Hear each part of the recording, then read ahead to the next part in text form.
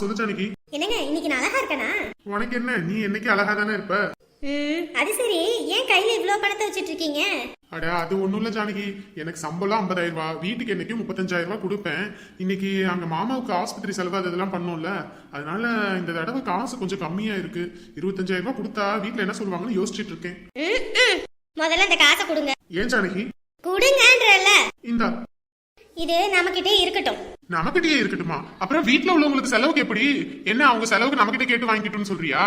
கேட்டு வாங்கிக்கிட்டு நான் வாங்கல, இனிமே குடுக்கவே வேணான்னு தான் நான் வாங்கியிருக்கேன். என்ன ஜானகி என்ன சொல்ற? நேத்து பாத்தீங்கல்ல உங்க அம்மா என்ன பேச்சு பேசினாங்க, போதாத குறைக்கு என்னை எப்படி அடிச்சாங்க. அதுக்கொசரமே அவங்களுக்கு இந்த தடவை காசே கொடுக்க கூடாது, அப்பதான் நம்ம அருமை என்னன்னு அவங்களுக்கு தெரியும். நீங்க இப்படி அவங்களுக்கு குடுக்க குடுக்க குடுக்கதான் ஓவர் கொழுப்பு உங்க சாப்பாட்டுல சாப்பிட்டுக்கிட்டு உடம்ப வளர்த்துக்கிட்டு இப்ப உங்களையே இதா பேசிட்டு இருக்காங்க. போதாத குறைக்கு நேத்து என்னை எப்படி அடிச்சாங்க, அதனால இந்த தடவை நம்ம குடுக்கவே வேணாம், இது இங்கேயே இருக்கட்டும். ஜானகி குடுக்கலனா இந்த மாசம் ரொம்ப சிரமப்பட்டுருவாங்க அவங்க. அதுதான் அவங்க சின்ன பையன் சம்பாதிக்கிறாருல்ல, அவர் கொடுப்பாரு. நீங்க ஒண்ணும் கொடுத்து இந்த வீடு கோட்டை கட்ட வேணாம். நமக்குன்னு குழந்தை குட்டின்னு நாளைக்கு உண்டாய் போச்சுன்னா என்ன பண்றது? இந்த குடும்பத்துக்கே தாங்கிட்டு உட்காந்துருக்க முடியுமா? இதுக்கப்புறமேட்டுக்கெல்லாம் இந்த மாதிரி அள்ளி அள்ளி கொடுக்கறதெல்லாம் வேணாம். அவங்களாச்சு அவங்க குடும்பமாச்சு, இதை இனிமே நம்ம பேங்க்ல போட்டு சேர்த்து வைப்போம். என்ன ஜானகி, என்னதான் இருந்தாலும் நம்மளும் சாப்பிடுறோம், செலவு இல்ல ஏகப்பட்டது இருக்குல்ல, ஒருத்தர் 2 பேரா இருக்கும். இங்க பாருங்க, இந்த ஒருத்தர் 2 பேருக்கெல்லாம் இல்ல, நம்ம 2 பேரும் என்ன கிலோ கணக்குலயே சாப்பிடுறோம். நம்ம தேவைன்னா நம்ம சாப்பிடுற பணத்தை கொடுத்துடலாம், மத்ததுக்கு அவங்க பாத்துக்கட்டும். ஜானகி இது சரியா வராது ஜானகி, ஒருத்தர் 2 பேரா இருந்தா நீ சொல்றது நியாயமா இருக்கும். ஏங்க நம்ம 2 பேரும் தனி கொடுத்துன போனா இந்த அளவுக்கு செலவே ஆகாது, வெறும் 5,000 2,000தோட செலவு முடியும். ஆனா இங்க நீங்க 35,000 ரூபாய் மாசம் மாசம் கொடுத்துக்கிட்டு இருக்கீங்க. இந்நேரத்துக்கு அந்த 35,000 ரூபாயை பேங்க்ல போட்டிருந்தா எவ்வளவு வட்டி வந்திருக்கும். இந்நேரத்துக்கு நம்ம இதை விட நல்ல பெரிய பங்களா மதிய கட்டியிருக்கலாம். அதை விட்டுட்டு இப்படியே இவங்களுக்கு கொடுத்து அழிச்சிட்டு பின்னாடி நம்ம என்ன பண்றது? இனிமே ஒழுங்கா இருங்க. ஜானகி நீ சொல்றதுல சரிதான், இருந்தாலும் அவங்களுக்கு இத்தனை வருஷம் நான் தான் எல்லாமே பண்ணிட்டேன். இப்ப திடுப்புன்னு பண்ணுனா பின்னாடி ஒன்ன குறை சொல்லுவாங்கல்ல, என்னடா பொண்டாட்டி வந்ததுல இருந்து இவன் காசு கொடுக்கறத நிறுத்திட்டான் இதா பண்றான்னு நினைப்பாங்கல்ல. என்ன யாரோ எப்படியோ நினைச்சிட்டு போட்டோம், அதை பத்தி எனக்கு துளி கூட கவலை கிடையாது. என்னை பத்தி நீங்க நல்ல விதமா நினைக்கிறீங்களே அது போதும். அதுவும் இல்லாம இப்ப எங்க அப்பாவுக்கு வேற உடம்பு சரியில்லை, எங்க அம்மா மட்டும்தான் இனிமே அங்க தனியா இருக்க போறாங்க. அவங்களையும் இனிமே நம்ம தான் பாத்துக்கணும், அவங்களுக்குன்னு செலவுக்கு கொடுக்கணும். நமக்கு குழந்தை குட்டி எதுவும் உண்டானுச்சுன்னா அதுக்கும் பார்க்கணும் வைக்கணும், எவ்வளவு செலவு இருக்கு. சும்மா இவங்களுக்கே கொடுத்து இருக்கலாமா? கம்முனு இருங்க. அவங்க நீங்க கொடுக்கலனா வேலை வெட்டிய பார்த்து சம்பாதிக்க ஆரம்பிப்பாங்க. ஜானகி நீ சொல்றது சரியேதான், இருந்தாலும் சரிதான்னு நீங்களே சொல்லிட்டீங்கல்ல, அப்புறம் என்ன, கம்முனு இருங்க. அப்புறம் உங்ககிட்ட சொல்லணும்னு நினைச்சேன், வரும்போது பர்ஃப்யூம் பவுடரு இதெல்லாம் எதுவுமே எடுத்துட்டு வராம வந்துட்டேன்னா, அதுவும் இல்லாம மாசம் மாசம் நான் பியூட்டி பார்லர் போய் ஃபேஷியல் பண்ணுவேன், அதுக்கப்புறம் நிறைய எல்லாம் இருக்குங்க, எதுவுமே இன்னும் நான் பண்ணல தெரியுமா? அதனால இதுல இருந்து நான் ஒரு 15,000 ரூபாய் எடுத்து எனக்கு தேவையானதெல்லாம் பாத்துக்கிறேன். ஜானகி ஏங்க உங்க மனைவி அழகா இருக்கணுமா வேணாமா? அழகா இருக்கணும் தான், அதுக்குன்னு 15,000 ரூபாயா? ஏங்க எங்க வீட்லயா இருந்தா நான் வாங்குற மொத்த சம்பளத்தையும் மொத்தமா காலி பண்ணிடுவேன். ஆனா உங்களுக்கு ஒசரம் தான் எல்லாத்தையும் குறைச்சிட்டு வெறும் 15,000 ரூபாய் கேட்கறேன், அது கூட தர மாட்டீங்களா?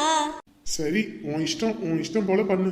சரிங்க, அப்ப இன்னைக்கு ஈவினிங்கே நான் போயிட்டு எனக்கு தேவையானதெல்லாம் பர்ச்சேஸ் பண்ணிக்கிறேன், பியூட்டி பார்லர்லாம் போயிட்டு வந்துடுறேன். சரிம்மா சரி.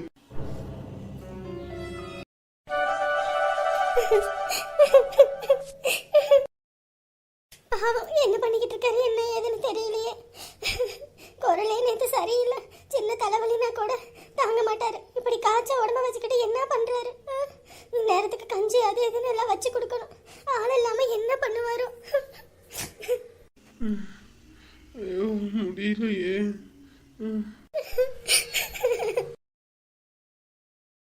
எதுக்கு இவ அழுதுகிட்டு இருக்கா என்னன்னு தெரியலையே. பச்சைகளே பச்சைகளே, என்னவா என்ன ஆச்சு?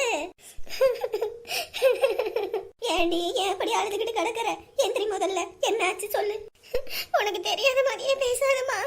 என்னடி அவருக்கு அங்க உடம்பு சரியில்லை, பாவம் சின்ன காய்ச்சல் கூட தாங்க மாட்டாரு. என்ன பண்றாரோ ஏது பண்றாருன்னு தெரியலமா, ரொம்ப பயமா இருக்குமா. நீ பைய எடுத்துக்கிட்டு கிளம்ப வேண்டிதானே? அப்பாதான் என்னை போக கூடாதுன்றாருல, நான் என்ன பண்றது? அந்த மனுஷன் கிடக்கிறது, அந்த மனுஷனுக்கு அறிவுன்றதே இல்ல எப்பயுமே. நீ பைய எடுத்து வச்சுக்கிட்டு கிளம்பு. இல்லம்மா, அவர் பேச்ச மீறி நான் இன்ன வரைக்கும் ஒண்ணுமே செஞ்சதில்ல. இப்ப மட்டும் எப்படி போறது? ஏண்டி பெத்தவங்களா இல்ல புருஷனான்னு பாக்கும்போது பெத்தவங்க நாங்க கொஞ்ச காலத்துக்கு தான் இருப்போம், உன் கூட கடைசி வரைக்கும் வர போறது அந்த மனுஷன் தாண்டி. அந்த மனுஷன் நல்லா இருந்தாதான் உனக்கும் உன் பையனுக்கும் ஆதரவு. அத முதல்ல ஞாபகம் வச்சுக்க. துணியெல்லாம் எடுத்து வையே, நீ கிளம்பு முதல்ல. அம்மா அவர் என்ன சொல்லுவாருன்னு தெரியலையே. நீ இரு, உங்க அப்பா கிட்ட நான் போய் பேசுறேன். நீ துணிமணியெல்லாம் எடுத்து வை. எப்ப அந்த படிக்கட்டுல ஏறி இறங்க முடியல. என்னங்க என்ன ஏங்க, மாப்பிள்ளைக்கு அங்க உடம்பு சரியில்லையாமா, புள்ள அழுதுகிட்டு கிடக்குது, அனுப்பி வைக்க வேண்டியதானே? எதுக்கு இப்படி வீம்பு பிடிச்சுக்கிட்டு இருக்கீங்க? அன்னைக்கு நம்ம எல்லாம் வேணும் தானே தூக்கி வீசிட்டு அந்த ஆள் போனது. அந்த ஆளுக்கு எதுக்கு நம்ம போய் செய்யணும்? அதெல்லாம் ஒண்ணும் பாவேனா, இங்கே இருக்க சொல்லு. என்னங்க இப்படி புரியாம பேசிக்கிட்டு இருக்கீங்க? நமக்கு அப்புறம் அவளுக்கு அவள் தான் தோணை. இப்பயே இப்படி பேசிக்கிட்டு நம்ம புள்ள வாழ்க்கையை நீங்களே கெடுத்து மூடி வச்சிடாதீங்க. கம்மனி இருங்க, போயிட்டு வரட்டும்.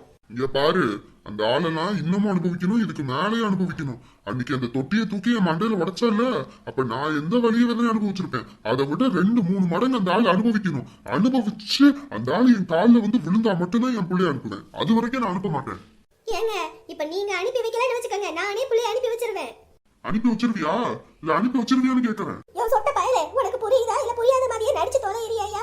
அங்க நம்ம புள்ள அழுதுகிட்டு கிடக்குது, என்ன அதோ ஏதாகுதோன்னு நீ அது தெரியாம உன் இஷ்டத்துக்கு உன் வீம்புக்கு ஆடிக்கிட்டு இருக்கிற. இந்தா உனக்கு ஓவர் வாய் நீண்டுகிட்டு இருக்குது இப்பெல்லாம், சரியில்லை பாத்துக்க. என்னங்க இங்க பாருங்க, நீங்களா மரியாதையா புள்ளைய அனுப்பி வைக்கிறீங்க. இல்லன்னு வச்சுக்கோங்க, என் சுயரூபத்தை நீங்க பார்க்க வேண்டியது வரும். யாரு என்ன வேணாலும் பண்ணிட்டு போட்டோம், என் பிள்ளைய நான் அனுப்ப மாட்டேன். அந்த ஆளு என் காலில் வந்து விழுகணும்.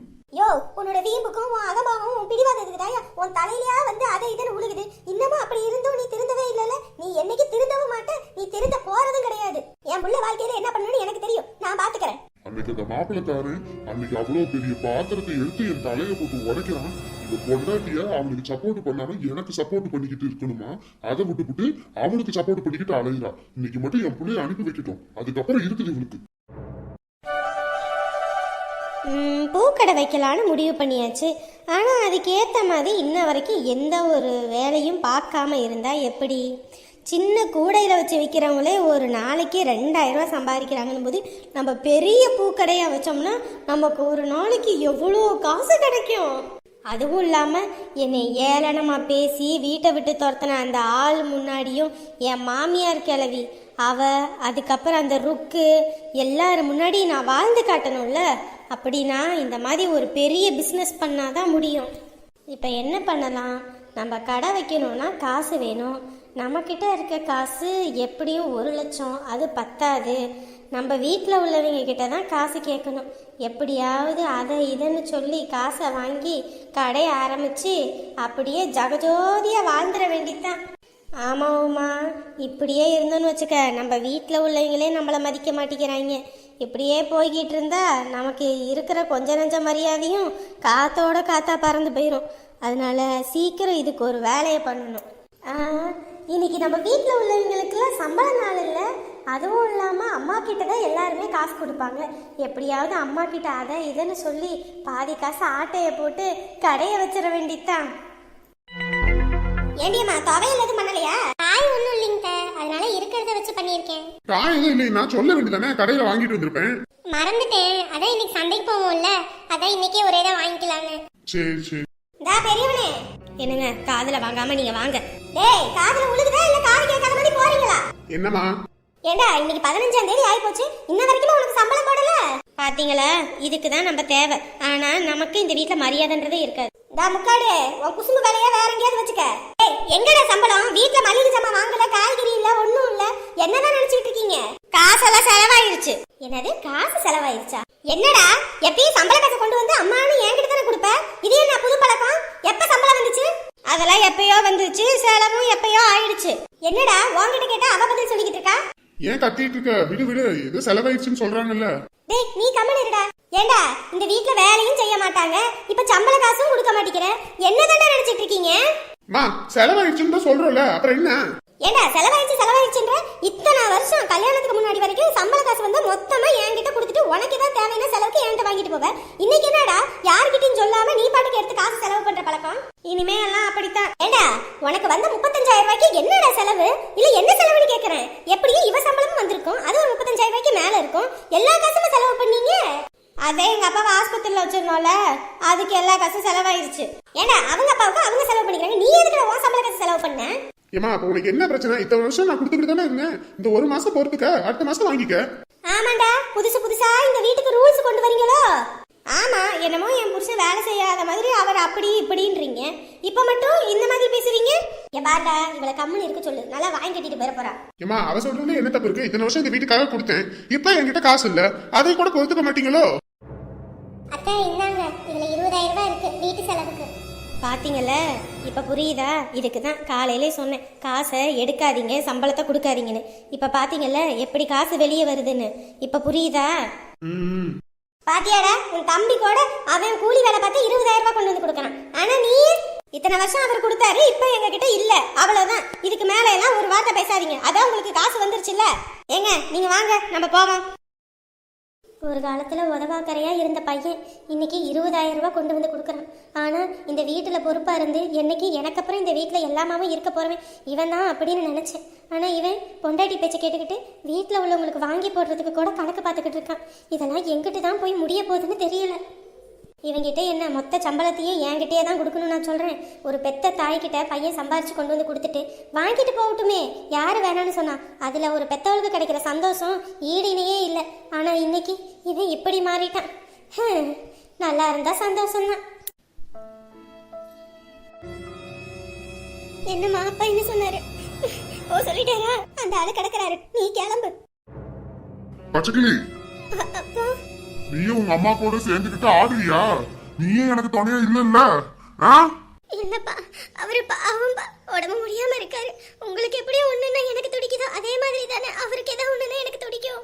இனிமே இந்த வீட்டை விட்டு நீ போயிட்டனா இந்த அப்பாவை நீ மறந்துடணும், சரியா? அப்படி இருந்தா நீ இந்த வீட்டை விட்டு போ. இங்க பாரு பச்சைக்கிளி, உங்க அப்பன் பேச்ச கேட்காத. நீ இங்க இருந்து இப்பயே கிளம்பு. அவர் இதே மாதிரி தான் வீம்பு பிடிச்சிக்கிட்டு இருப்பாரு. கொஞ்ச நாள் போனா அதுவே சரியாயிடும். நீ கிளம்பு. நீ மட்டும் இப்ப இந்த வீட்டை விட்டு காலடி எடுத்து வெளியே வச்சுக்க, அதோட சரி. அப்ப மகன்ற உறவு எல்லாம் முறிஞ்சிடும். உனக்கு அவரு தானே முக்கியம். அன்னைக்கு அவ்வளவு பெரிய பூச்சட்டி எடுத்து என் தலையில போட்டு உடைச்சான்ல, அன்னைக்கு நான் எந்த அளவுக்கு வலிய வேதனை அனுபவிச்சிருப்பேன், அதை விடவா அந்த ஆளு இன்னைக்கு அனுபவிச்சிருவது? உனக்கு அந்த ஆளுதான் முக்கியம்னா இப்பயே கிளம்பு. ஆனா இந்த அப்பான்னு நீ இனிமே இந்த பக்கமே வரக்கூடாது. எனக்கு எது ஆனாலும் நீ வறந்து நிக்க கூடாது, அவ்வளவுதான் சொல்லிட்டேன். இப்படி சொன்னா எப்படி? யோ என்னையா புள்ளைய வாழ வைக்க கூடாதுன்னு ஒரு முடிவோட கங்கணம் கட்டிக்கிட்டு இருக்கியோ? ஏய், நீ வாயை வச்சுட்டு கம்முன்னு இரு.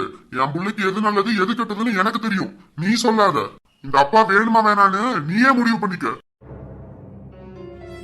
ஐயோ ஐயோ ஐயோ, எனக்கு மட்டும் ஏன் இப்படி பாடா வந்து விடுகிறதுனே தெரியலையே. பாவம், இந்த மனுஷன் உடம்பு சரியில்லாம கிடக்குறது, அத கூட போய் பார்க்க விடாம இப்படி பாடாப்படுத்தினா எப்படி? ஹலோ, என்ன சொல்றீங்க? நல்லா தானே இருந்தா, திடீர்னு இப்படி சொல்றீங்க? ஐயோ, அவ இன்னமும் வரவே இல்லையா? ஐயோ, சாப்பிட்டானா என்ன என் பையன்? அதுவும் தெரியலையா? என்னங்க, முதல்ல உடம்பு முடியலன்னு சொல்லியிருக்கலாம்ல. ஆஸ்பத்திரி கூப்பிட்டு பார்த்தீங்களா இல்லையா? ஐயோ, சரி சரி, நீங்க வைங்க, நான் அந்த உடனே கிளம்பி வரேன். வைங்க. அட கடவுளே, உடம்பு சரியில்லைன்னா ஒரு வார்த்தை அம்மான்னு சொல்லக்கூடாதா? போன் பண்ணி கூப்பிட்டா இதுக்கு கூட வராமையா இருக்க போறேன். அவ பாட்டுக்கு எனக்கு என்னன்னு அங்க இருக்காளாமா. இவன் பாவம், என்ன பண்றான் ஏது பண்றான்னு வேற தெரியலையே. சீக்கிரம் போவோம். என்னாச்சோ ஏதாச்சோ என் பையனுக்கு. என் கூட இருந்திருந்தா கூட அவனை இந்த அளவுக்கு நான் விட்டுருக்க மாட்டேன். அதை விட்டுட்டு பொண்டாட்டி பேச்ச கேட்டுக்கிட்டு ஆளுகிட்டு போறான். இப்ப உடம்பு சரியில்லாத பையனை பாக்குறது கூட பக்கத்துல ஆள் இல்லாம தவிச்சுக்கிட்டு கிடக்க. சந்தோஷம் பக்கத்துல இருந்தாலாவது கூட்டிட்டு போவான். இப்பதான் அவனு நிம்மதியா இருக்கான். அவங்க கிட்ட சொல்ல வேணாம், நம்மளே என்ன இருந்தாலும் போய் பாத்துருவோம். நமக்கு ஏதாவது ஒண்ணுன்னா ஓடி கூட வர மாட்டாங்க. ஆனா நம்மளால அப்படி இருக்க முடியல. பெத்த மனசு பித்து, உள்ள மனசு கல்லுன்னு சொல்லுவாங்க. இந்த வீட்டோட உயிர் இருக்க வரைக்கும் காலடி எடுத்து வைக்க கூடாதுன்னு நினைச்சேன். ஆனா என் தலையெழுத்து இந்த வீட்டுக்கு வரணும்னு இருக்கவும் என்னமோ. பெத்த பிள்ளைக்கு முன்னாடி என்னோட வீம்பு புடிவாதெல்லாம் எனக்கு பெருசா